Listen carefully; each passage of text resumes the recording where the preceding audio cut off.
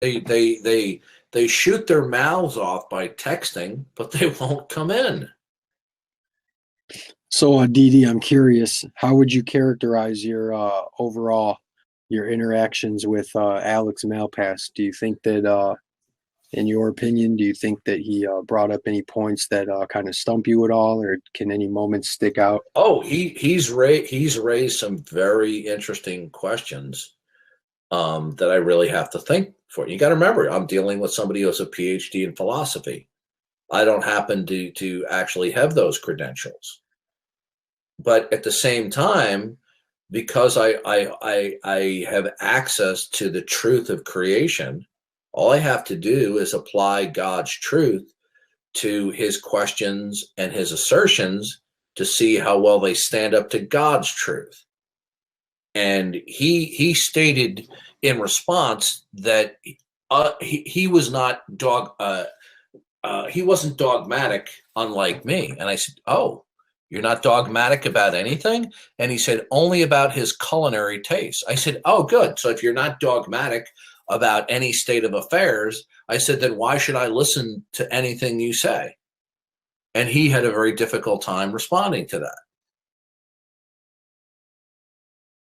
Well, so the bottom line is, other than you're dogmatic about the taste of food, you're not really dogmatic about anything else. If you're not going to be dogmatic about anything else, why should I listen to anything you say about reason, logic, or philosophy? Well, people who are not dogmatic about things can be right. That's why. And if you're not dogmatic about anything, why should I listen to anything you say? Okay, well, look, the reason is, it seems to me there's absolutely no reason to suppose that someone can be, that someone's level of dogmatism, whether they hold a belief very certainly or whether they hold it less certainly, is not correlated with whether or not that belief is true.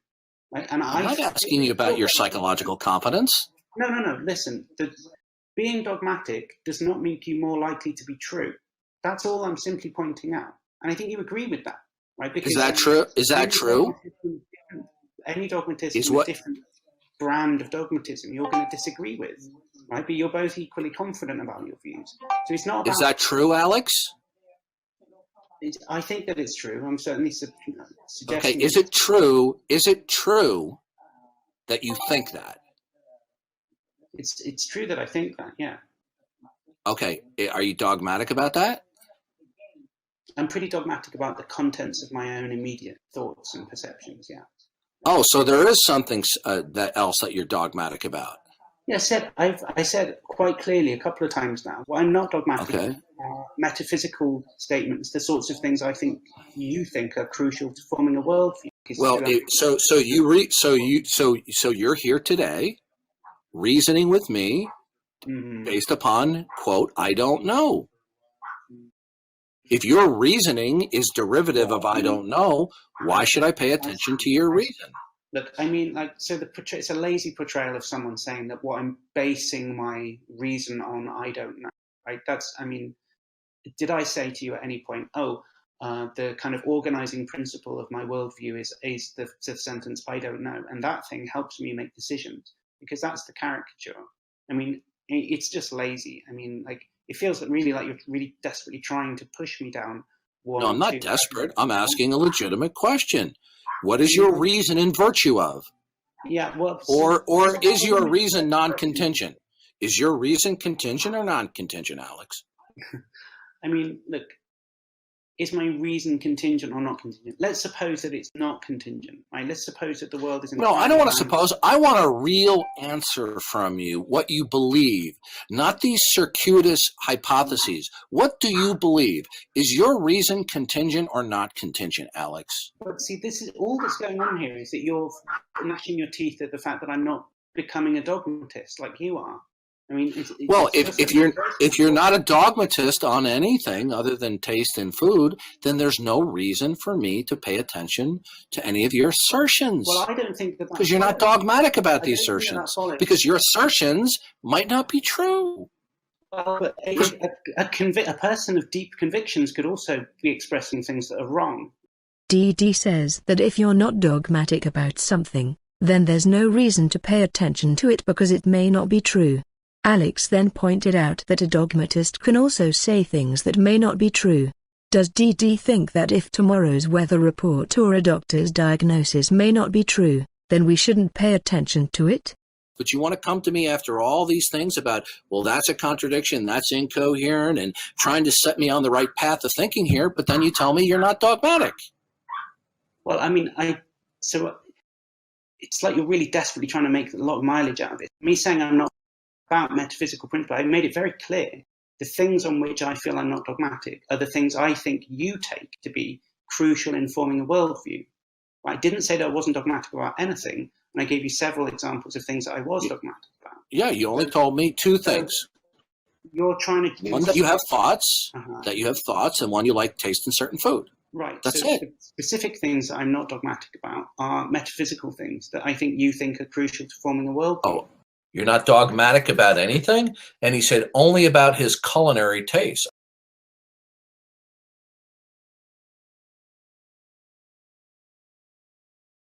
I said, oh, good. So if you're not dogmatic about any state of affairs, I said, then why should I listen to anything you say?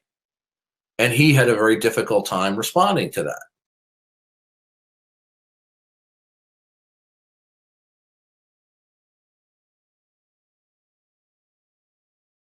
I had a debate today on Discord where the guy says, well, we start with our axioms. And I said, are your axioms your fundamental starting point? And are they justified or not justified? Well, if they're justified, then they're not axioms. So what he says is something is justified in that it conforms and comports to its fundamental starting points, which themselves don't have a justification. So therefore, verification in the atheist worldview is based upon, quote, I don't know. Or to put it another way, proof and verification is based upon what they just simply choose to believe. Well, can I ask you a question though? Do you choose your thoughts? Well, do I choose my yeah, I do. You choose your thoughts. Wouldn't Wouldn't that require you to think them before you think them? Yes. Alvin Plantinga writes, in knowledge and Christian belief. Still, when I look out of my window, I do form the belief that there is a tree out there, and, in fact, it isn't within my power to withhold that belief. The fact is, beliefs of this sort are not under our voluntary control. We don't will to form them. It's not as if, when I look out into the backyard, I am appeared to in that familiar fashion, and then choose to believe that there is a tree there. I don't choose between believing this and not believing it, I just find myself believing. In the typical case, what I believe is not under my control, it really isn't up to me. Perhaps in some special cases I decide what to believe, perhaps I look at the evidence for some proposition, and then decide to believe it, but even in these cases it's not clear that this is what happens.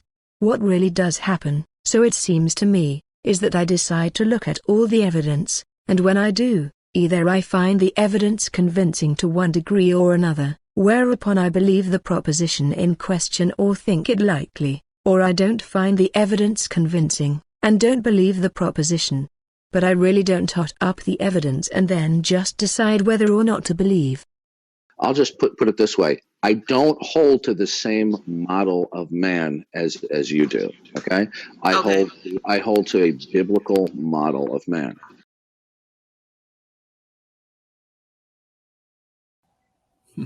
Well, let's take Ozymandias. Ozymandias says, well, God's not falsifiable. Right? You can actually hear him say that on YouTube.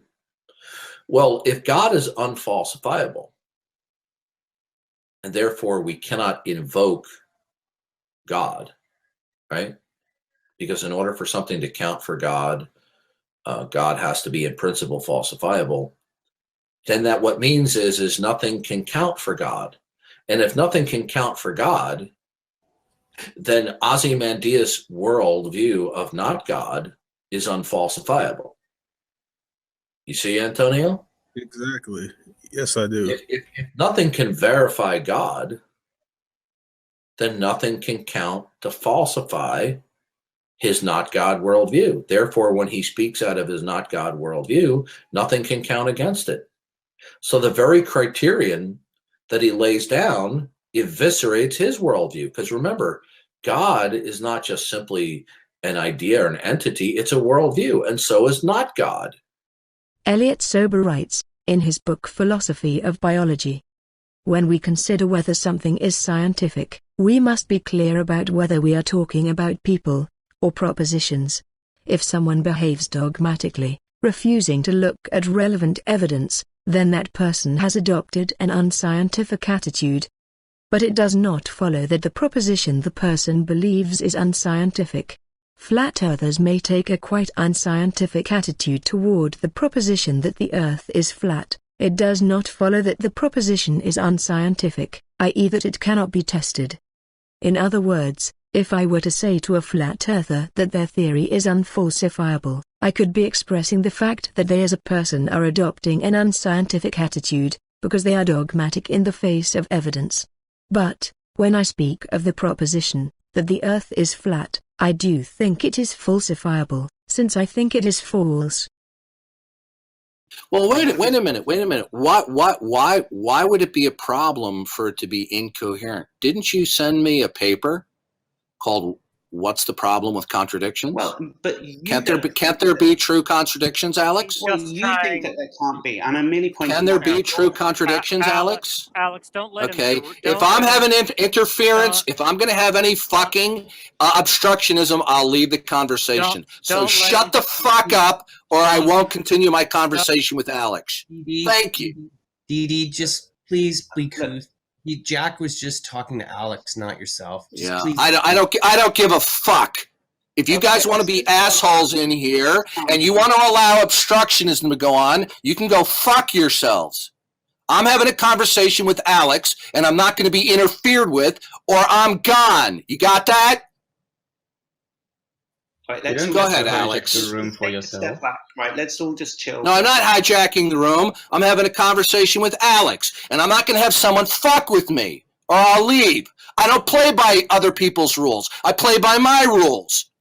Go ahead, Alex. Well, then be well. All right, let's just chill for a minute, because. No, I'm just not going to put up with bullshit, Alex. All right, but go ahead. If you're really angry, it's not going to help the conversation. No, I'm not angry with you. I don't have a problem with you because you're not an asshole. I know you don't, but I just want you to just take a deep breath and chill for a second.